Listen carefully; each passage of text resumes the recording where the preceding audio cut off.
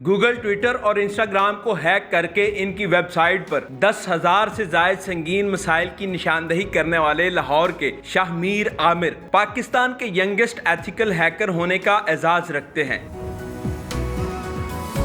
इन्होंने FBI की हैकशुदा website को ठीक करने में भी कलीदी किरदार अदा किया। इनके हैकिंग के सफर की कहानी जानिए इन्हीं की जुबानी। उर्दू पॉइंट की वीडियोस देखने के लिए हमारा चैनल सब्सक्राइब कीजिए और बेल के आइकन पर क्लिक कीजिए ताकि आप हमारी तमाम आने वाली वीडियो से बाखबर रह सकें। अस्सलाम वालेकुम, उर्दू पॉइंट के साथ मैं हूं अब्दुल्ला खान। नाजरीन, आज की मोटिवेशनल कहानी है शाहमीर आमिर की, जिसको सुनने के बाद आप भी प्राउड फील करेंगे पाकिस्तानी होने के नाते। नाजरीन, ये दुनिया के तीसरे बड़े और पाकिस्तान के यंगेस्ट एथिकल हैकर हैं और इन्होंने पूरी दुनिया में मल्टीनेशनल कंपनीज तकरीबन 450 से ज़ायद हैं जिनको हैक किया हुआ है। और गूगल सिर्फ 4-5 दफ़ा है और 1 महीना पहले भी इन्होंने गूगल को हैक किया है। और बाकी आप नाम लेते जाएं, यूट्यूब, फेसबुक, इंस्टाग्राम, ट्विटर, इन सब को इन्होंने कई दफ़ा हैक कर लिया हुआ है और अभी ये सर्विसेज देते हैं। यूट्यूब, ट्विटर, फेसबुक, इंस्टाग्राम, उन्हीं को ही उनकी कंपनी के अंदर सिक्योरिटी के रिगार्डिंग जितने भी हैं, साइबर सिक्योरिटी के, उनके फ्लॉज बताते हैं और उनको रिजॉल्व करने का तरीका भी बताते हैं। और मज़े की बात यह है कि इन्होंने अभी तक तकरीबन 3 से ज़ायद किताबें भी लिख चुके हैं, 50 से ज़ायद मुल्क भी फिर चुके हैं। इनसे जानते हैं इन्हीं कहानी के सब काम कैसे कर रहे हैं, क्यों कर रहे हैं। और पीछे आप मेरे सेटअप देख सकते हैं, ये एंटरप्रेन्योर भी हैं। तकरीबन 70 से ज़्यादा लोग इनके साथ काम कर रहे हैं और ये उनको लीड कर रहे हैं। अस्सलाम वालेकुम। वालेकुम अस्सलाम। शामिर, कैसे हैं आप? अल्लाह का शुक्र जी। जनाब, मुझे बताएं कैसे शौक डेवलप हुआ हैकिंग का, या कैसे पता चला भाई ये भी कोई फील्ड है या दुनिया है, कैसे इसमें आए? देखिए, मैं यूनिवर्सिटी में जब था तो मैंने एक सेमिनार अटेंड किया अपना वहाँ से, और उसके बाद मुझे साइबर सिक्योरिटी के बारे में पता चला। मोटिवेशन ये थी कि जो सेमिनार में जो स्पीकर थे वो कुछ इलॉजिकल बातें कर रहे थे, तो उनको गलत प्रूव करने के चक्कर में मैंने इस फील्ड के बारे में पढ़ना शुरू किया। और उसके बाद मैं फिर साइबर सिक्योरिटी की एक फ़ील्ड कहलाती है बग बाउंटी हंटिंग, जिसमें हम फ्लॉज आइडेंटिफाई करते हैं डिफरेंट कंपनीज़ के वेबसाइट्स में, मोबाइल एप्लीकेशन में। तो वो फ्लॉज आइडेंटिफाई करता गया, जिसमें फिर काफ़ी दफ़ा फेसबुक भी आया, गूगल भी आया, ट्विटर, लिंक्डइन, याहू, और कुछ ही सालों में फिर मैंने कलेक्टिवली जो मेरा वर्नेबिलिटी काउंट था वो तकरीबन 10,000 हो गया। मैंने इंटरनेट के मुख्तलिफ वेबसाइटों में 10,000 फ्लॉज आइडेंटिफाई किए, जिसमें 400 से ऊपर कंपनीज थी उनमें। और बस कहने का मकसद ये है कि वहीं से ये सारा मामला शुरू हुआ था। जब आपने ये रियलाइज़ किया भाई आपका हैकिंग का शौक़ है इन चीज़ों का, आप डिग्री किस चीज़ में कर रहे थे? इलेक्ट्रॉनिक्स इंजीनियरिंग में कर रहा था मैं डिग्री, और उसके बाद मैंने शौक़ डेवलप किया।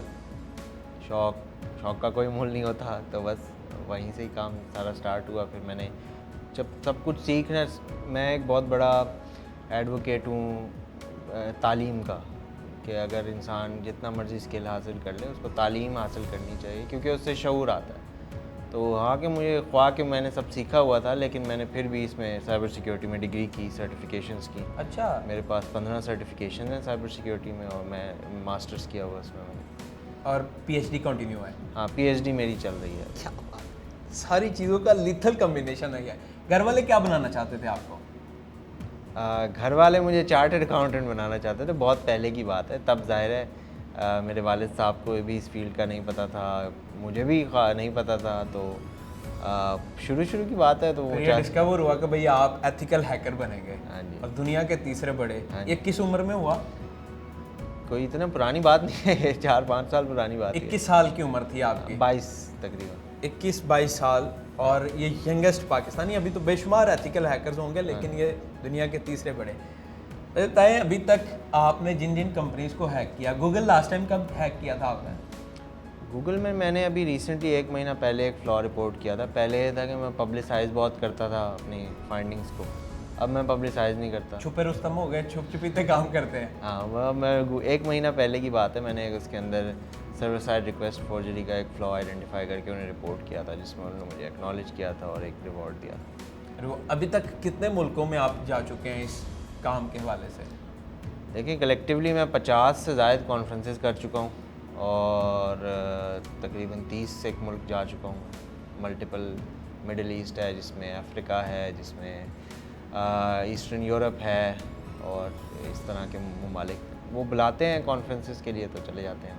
कंसल्टेंसी बेसिकली लेते हैं आपसे कुछ इस तरह? नहीं, कॉन्फ्रेंस में स्पीकिंग के लिए बुलाते हैं, फिर कंसल्टेंसी सर्विसेज जब उन्हें चाहिए होती हैं किसी को तो वो फिर अलग से बात कर लेता है। आपको एक दफ़ा दुबई के जितने भी बड़े रईस लोग हैं उनके ग्रुप ने बुलाया था अपनी सिक्योरिटी के लिए, वो क्या था? वो सिक्योरिटी के लिए नहीं बुलाया था, वो बेसिकली उन्होंने मुझे बुलाया था बात करने के लिए। वो क्या हमें कितना चार्ज करेंगे आप? हाँ, वो एक कॉन्फ्रेंस थी बाकायदा, और वो बड़ी अलग किस्म की कॉन्फ्रेंस थी, मैंने ऐसी नहीं देखी थी। उसमें सिर्फ और सिर्फ 15 लोग थे और इतना बड़ा हॉल था कि मैंने मतलब मुझे नहीं याद मैंने इससे बड़ा हॉल पहले कभी देखा। और साइबर के रिगार्डिंग सिर्फ आप अकेले थे? मैं उसमें कोई और था ही नहीं, स्पीकर मैं ही अकेला था सिर्फ। अकेले स्पीकर थे क्योंकि उन्होंने अपना पैसा सिक्योर करना था, तो ये उनके लिए सूटेबल थे। जब FBI हैक हुआ था तब भी आपने सर्विसेज जो हैं वो प्रोवाइड की थी, वो क्या था ज़रा किस्सा सुनाइएगा। सर्विसेज उसको कहें या मैंने मदद के लिए मैंने बोला हुआ था हुकूमती जितने इदारे हैं कि यार जब भी आपको मेरी ज़रूरत हो तो आप मुझे बताएं, मैं आपकी मदद करूंगा। तो FBR में जब ये मसला हुआ था तो मिनिस्ट्री ऑफ फाइनेंस ने मुझे बुलाया, उन्होंने और मुख्तलिफ़ कंपनीज़ को एंगेज किया हुआ था, लेकिन मेरा ये था कि मैं तकरीबन जहाँ मैं जो अपनी कैपेसिटी में रह के बेहतरी कर सकता हूँ वो मैं करूँ। और काफ़ी एक बड़ा अटैक था। कितने लोग थे?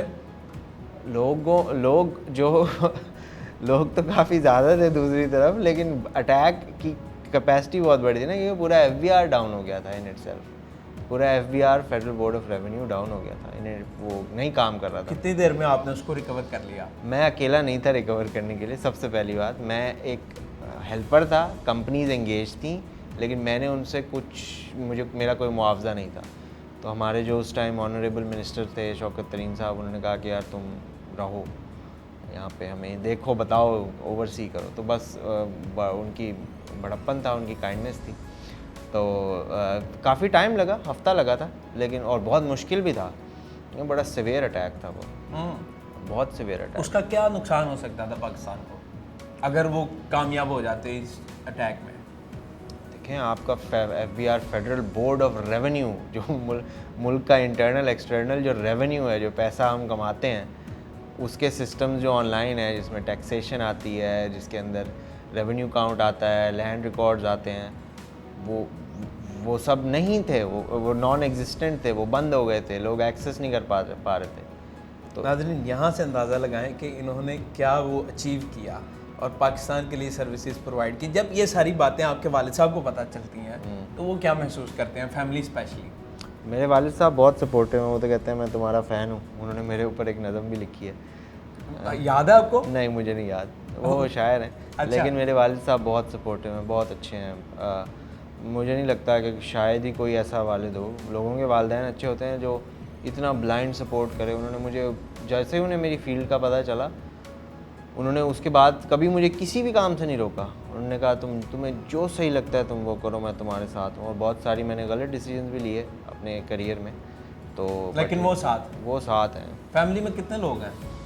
हमारी कोई बड़ी फैमिली नहीं है इतनी, मैं हूँ और मेरे 2 बहन भाई हैं और अम्मी अब्बू। वो सब क्या करते हैं, या उनको भी यही इंटरेस्ट है हैकिंग के अंदर? नहीं, बिल्कुल। मेरी अम्मी जो हैं वो एक चैरिटेबल स्कूल्स की उनकी एक वो है, वो उसका काम करती हैं। मेरे वालिद साहब इस मुल्क की सबसे बड़ी कंपनी एक हुआ करती थी जो दवाइयों की थी, उसके अंदर वो सेल्स में काम करते थे, लेकिन अब मैंने उनको रिटायर करवा दिया हुआ है और मैं उनसे कह रहा हूँ आप वो करें जो आपको पसंद है, जो ट्रैवलिंग और शायरी। और बहुत अच्छे मुसन्निफ़ भी हैं, शायर भी हैं। मेरी बहन जो है वो मेरी बिज़नेस पार्टनर है, माशाल्लाह। हाँ, मेरे साथ काम करती है। मेरा भाई जो है वो फिल्म मेकर है, वो तो मल्टीपल डाइवर्स फ्लेवर। क्या बात है। अभी ये जो पीछे मैं सेटअप देख रहा हूँ, ये आपने स्टार्ट किया, कितने लोग यहाँ काम करते हैं और क्या काम कर रहे हैं यहाँ? जो काम करें वो तो शायद मैं आपको डिटेल में ना बता सकूं, लेकिन 70 लोग हैं जो यहाँ पे काम करते हैं। 70 लोग हैं और वो काम नहीं बता सकते क्या करते हैं। यहाँ से आप अंदाज़ा लगा लें कि कितनी बड़ी गेम ये खेल रहे हैं। यानी बेसिकली ये सिक्योर करने में लगे रहते हैं पाकिस्तान के अंदर जो जराइम है या पूरी दुनिया में उनको मैक्सिमम कंट्रोल किया जा सके, चाहे वो साइबर है या कोई भी है। जहाँ जहाँ इनकी सर्विसेज मिल सकती हैं ये दे रहे हैं। बड़े लोगों के फेसबुक हैक हो जाते हैं, उनको फ्रॉड लग जाता है फेसबुक के थ्रू स्पेशली, जी। फिर इंस्टाग्राम के थ्रू, व्हाट्सएप के थ्रू। इसकी क्या एक रीज़न है, कैसे हो जाता है और इससे कैसे बचा जा सकता है? देखें, सबसे पहले तो एक मैं आपके व्यूअर्स और ऑडियंस के लिए एक मिसकंसेप्शन क्लियर करूं कि कोई भी ऐसा जादुई टूल नहीं है जो कि फेसबुक को हैक कर सके कि आप एक बंदे का नाम डालें और उसका पासवर्ड आ जाए। ठीक ऐसा है। नहीं है। कोई आपकी गलती होती है या आपने गलती से कोई लिंक पे क्लिक किया होता है या आपने गलती से कोई फ़ोटो खोल ली होती है। वो बड़ी एक ड्रामेटिक सी फोटो आती है लिंक में, तो बंदा सोचता है यार ये क्या लिंक है, उसको तजस्सुस से खोलता है तो वो बिल्कुल ट्रैप होता है बेसिकली। ट्रैप होता है बेसिकली। देखें, यह इसका कहने का मतलब ये नहीं है कि कोई ऐसा तरीका नहीं है किसी का खुद ब खुद फेसबुक हैक करने का। वो हैं, लेकिन वो आप और हमारे जैसे आम इंसानों के लिए नहीं है।